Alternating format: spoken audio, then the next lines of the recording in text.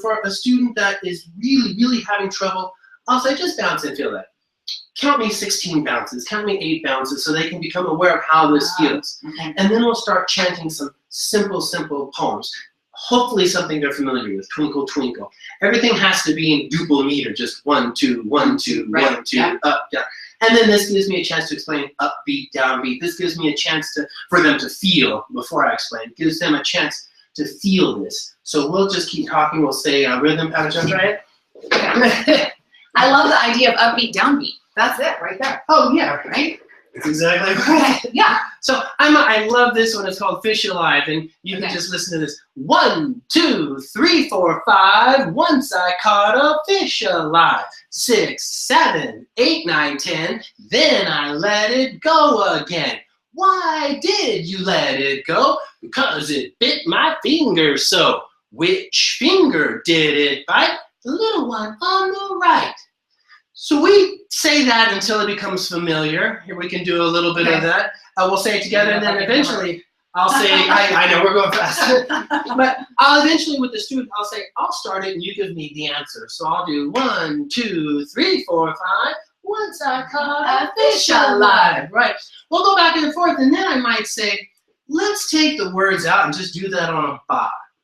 Ba, ba, ba, ba, ba. Ba, ba, ba, ba, ba, ba, ba, ba, ba, ba, ba. We'll go through that, Okay. feeling it, talking about it, and say, that's rhythm. That's the rhythm, how it goes on the beat. We've isolated those two. We felt the beat by itself and the rhythm separately. Even though in music they're never separated, Right. as we teach that, we should keep those separate. We can keep those separate to isolate what the beat is and how that functions, and then the rhythms. Nice. Well, I was almost ready to put this on a garage sale, and then I saw. Well, and even for the more advanced students, Oh, it's bouncing huge. on this Yes. for tough passages. Oh, yeah.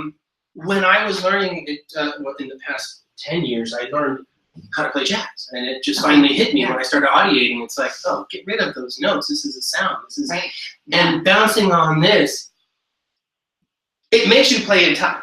And I can always ask the students, you know, do you hate your metronome? Yes, I hate my metronome. Well, here, let's just bounce on this. Right. Oh, exactly. Because you have to internalize it. Once you've internalized it, again, like the concept of balance, you feel it, and it's like, oh, that's how it goes. And even if you don't take anything away from NLT, if you don't want to immerse yourself in all of it, just, I had a student who was just not feeling a diataph, you know, just didn't feel it. And so I had him bounce and play at the piano at the same time. Yeah. And it was magic. It was like overnight, it all connected with him because finally he locked into his internal beat. I don't know if that's would be a word, but there, you know, he found it to me, you know.